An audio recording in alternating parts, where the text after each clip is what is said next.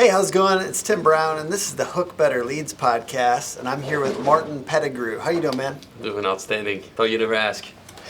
From Monarch Roofing, if you didn't know, as well as Riva, and we're going to talk about the recruiting machine that you've created, and I know that you guys are talking about that at the event this week a little bit, but talk to me a little bit about why you believe you're getting a higher caliber of person at your roofing company and how you're attracting those people. That's a great question, Tim. And it's a lot of factors. And you say, I build it. There's definitely a team involved with this. I'm very blessed. I have great people. And somebody asked me a few weeks ago, says, what's your job? You know, when you look back at 15 years, what did it look like? What was your one thing kind of? Because owning a business and I started in the trenches. I didn't have a truck. People said you made fun of trucking the truck, but I was Marty the caddy. So I'm starting the bottom. So I did every single basically position in the company. But the one thing that comes back over and over is the recruiting. You know, people that I meet, there's always somebody in the company that I met. I'll talk about general manager Rob. He was the Home Builder Association president. I was working with him. I was on the board of director, and I looked up to him all the time. We just connected together and we started working together. So talk about recruiting. Mark, I used to go. He was a general manager at a restaurant. I used to go there every lunch, so in the hope so he could come do an interview with me. So a lot of recruiting comes from if you're owner or a CEO, at one point that the magnet that you bring around and people get maybe attracted, that's probably level one, I would say. That's a priority. So you're always thinking about this doesn't turn off when you go to a restaurant. You're thinking, I want high performers. I'm going in places thinking about how do I find another high performer. Yeah, all the way. So wherever it is, because people I don't travel much, but there's always somebody somewhere that you could be in touch with, and you feel it when you meet somebody that's special. So I want to find out more, and if it works out, great. If it doesn't, sometimes it's not a good match. We had a lot of people that I really was going after doing interviews. It was not a good fit either. So you just don't know, but I want to meet as many people, and I think there's no easy button. Everybody's looking for easy button, just like SEO, right? Like, hey, Tim, I'm going to give you a bunch of money, give me some bunch of leads. There's a little bit more work to be done. I don't know your trade as much, but okay. So the recruiting part. A few years ago, probably 3 years ago, I got really upset. I go to the office and we're looking for an inside sales, and we can't find an inside sales. Like, how the heck can we not find inside sales? And I walk in the office, the HR, I'm like, what the hell is the matter with you? Emma, it was her name. And why we cannot find an inside sales? And she's like, Martin, I'm trying. I say, you know what, screw that. I'm going to do it myself, So that's one problem with owners or wherever, sometimes we do that. But I think the best way to do it sometimes, and I regretted that because that creates negativity. You don't want to do that for anybody, lesson learned on me. But I started doing it. And do it yourself. John Maxwell talks about this. You want to do something, learn it first, then you can teach somebody else. So I went through the pain to do the interview. So it was, we started doing Zoom interviews. So we started doing 10 minutes. It was really 5 minutes interview for our first interview, because we found out that a lot of people didn't show up. I think that the stat is like 42% of first interviews don't show up. So I was doing 30 minutes interview at first in the office, and people wouldn't show up. So I would waste hours, at the time. So we started doing 5-10 minutes interview, Zoom interview only. Sending link through Indeed and because you kind of know sometimes quick. What's that? You kind of know sometimes quick. Yeah, and it's just like, okay, so if 42%, and I'm making that number up, okay? You have to look it up, but it was a strong stat. It's over 30%. Sounds real. Sounds real. So I'm like, well, if I can do 5 minutes, if they show up, and then we'll find out at the second interview. If they show up the first interview, they show up for the second interview at like 95% of the time. So I'm like, okay, so I can just do that and filter half of the people. And then we would send them a DISC assessment. That's a personal assessment, how people learn and communicate with others. We're very big on this. I'll say, like, and there's a lot of debates about this, but about 60% of our hiring process, that it weighs into who we're going to hire, or really what position we're going to place them to. Not so much from the hire or not. If they're have our leadership abilities, especially, we probably can find a position for them. And then we set up the second interview on Zoom as well.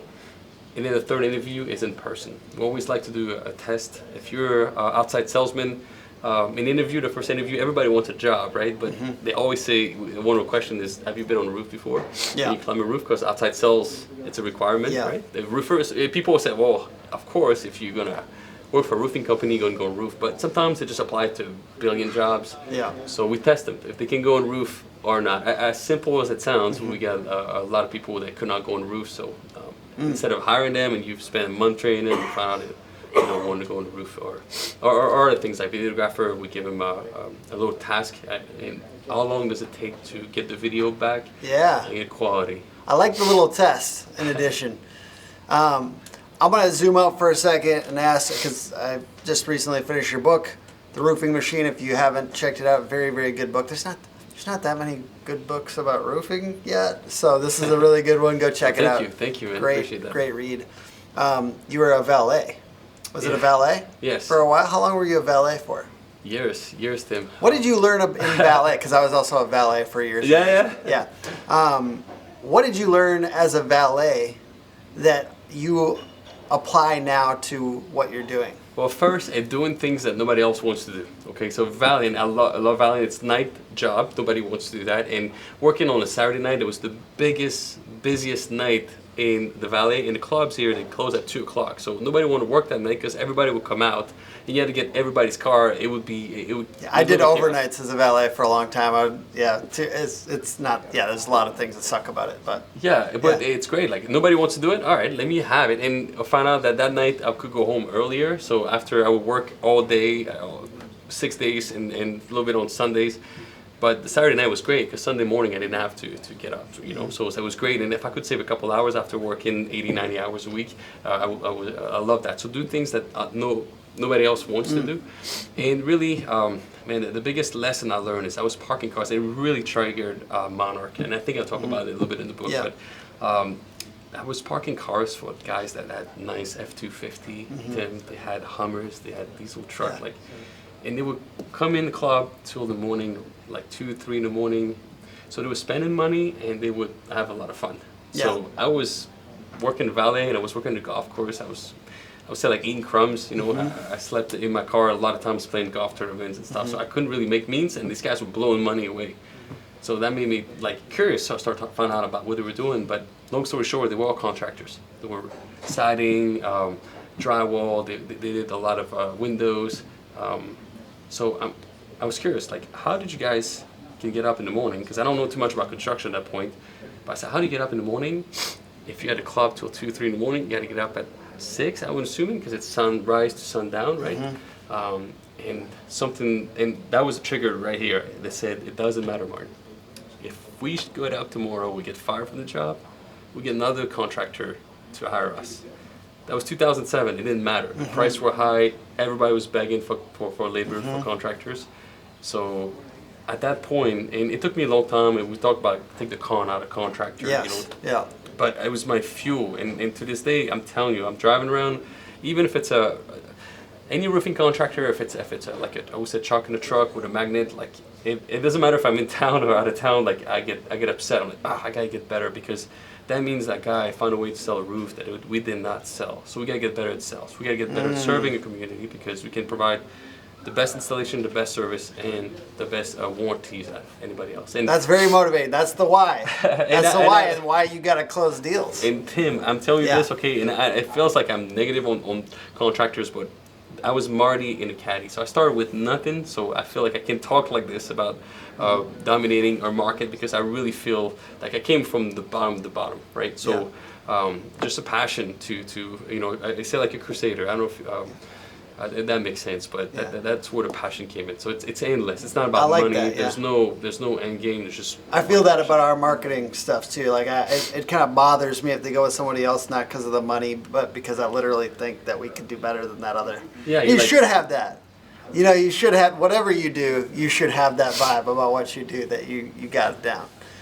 Okay, I got one last question. I know we're going a little long. What about when you're filtering for people, you're looking for certain mindsets. And I know that some people just, go away after a while. That it happens. You also filter on the job. But what are you really looking for in that person? What are you looking for as signs in those conversations, especially if the conversations are quick and you don't know, but what are you looking for? Great question. I mean, leadership is number one. I don't really care about experience. It always plays a role into it, but leadership, what role they have in the past, and we believe in the crown. That's our acronym for our core values. So consistency, real, own it, winners win, and no excuse. And I look for opportunity for somebody to give us excuses when they're talking. So we say like we don't want people that they're soft, you know. So like everybody's got excuses. There's always like I'll tell you like, have you have struggle in your life? Like of course you have struggle in your life, right? Like, but we're here today, you know. So it's not about what went wrong or unlucky bounce. You know, I play golf a lot. Like I remember telling golf stories or. But like somebody that's really like humble, real. It doesn't have to be. Man, I keep thinking about this, and Cody's right here, but one of the best ever hiree was probably the worst interview we ever had, Tim. You know, it was the worst. That's so and funny. I'm sorry to tell you this, but he's doing phenomenal now. It was a Marine. What's his name? Cody. Dude, I have a Cody on my team, and he had the worst interview ever, too, and now he's like the best. That's the thing. So he's like one of our best people, so that's awesome. Yeah. I love it. So it's about leadership trait, and it was not like it was short answers. So it's like, hey Cody, how many hours do you want to work? Whatever you got, you know. What do you know about roofing? I don't know anything. What do you want to do? Whatever you want. Like it was like this. So I give him, it was a joke around, but I called. I asked our dude, what was your biggest mistake? I was like grilling him. Yeah. You're tough. Yeah. My interview was really short. I'm like, all right, I'll see you tomorrow. And he showed up, and he learned from you know, a relentless mindset, and it's something. I don't know if he can teach that. It's in him, and he's doing phenomenal. From picking up trash on the job site to superintendent, field manager to production manager, sales, completely different department, and now he's general manager of a $14 million business. And What did you see in him? Let's just keep talking about Cody. What did you see in him in that interview that brought him through into the job? The realness. He was real. Like the answers, I know he's not, but it's hard because when he's talking to you, like whatever you got, I'm ready to work. Like he's looking in your eyes like.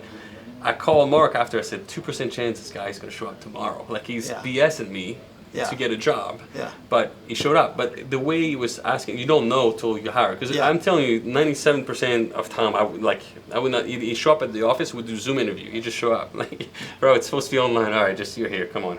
You know. So there's so many bad things that happen, but. He was so real and passionate and looked like he really wanted. Yeah. Because that's what really matters. There was no excuse. excuse. You want to do... I feel like that's what I'm always filtering for. Like, do you want this? Because I don't want to sell you a job. No. I want you to want this. If you want this, we can figure out the other stuff. You know what I mean? If you want this, we can figure out how to make it work. But you got to want... I mean, you got to be kind of a high performer. But you have to want it. That's like number one.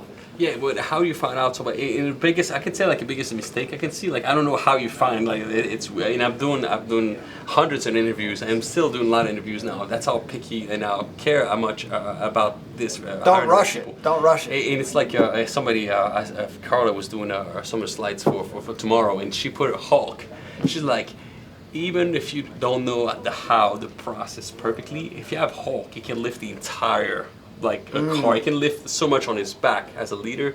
So it doesn't really matter how the process. If you hire high level people, it makes a big difference. But things that I've seen interviewer do that was a mistake is as an interviewer, like you should ask questions. Don't throw up on them because you want them to work for you. Like, and it's so easy to do this, and it's hard if you're like, oh, of course you don't. Yeah, record yourself because it happens, and we had to. Even if I just say, hey, Tim, stop doing this. Whenever you're asking questions, keep to the questions and have them want the job. You gotta feel that they want it because if you give them the answer, they're gonna give you the answers. They want to work for you, right? Yeah. You want to work for you, so they're gonna tell you what you want to hear to get a job. And you're feeding them the answers because you're talking too much. So easy to do. Yeah. So easy to do. That's big. All right. Well, thank you so much for being on the podcast. Appreciate you. Hey, pleasure, man. Thanks so much. You did a lot of content in a row just now before this, so that's why we're wrapping up. Where should they go to check out Riva? RivaImpact.com. Follow us on YouTube, social media, and Instagram.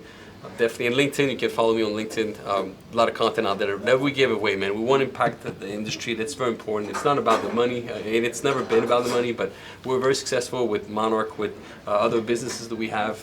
It's really to give back to this roofing industry so we can serve homeowner better at the end, to provide them with what they deserve the best. And check out The Roofing Machine on Amazon.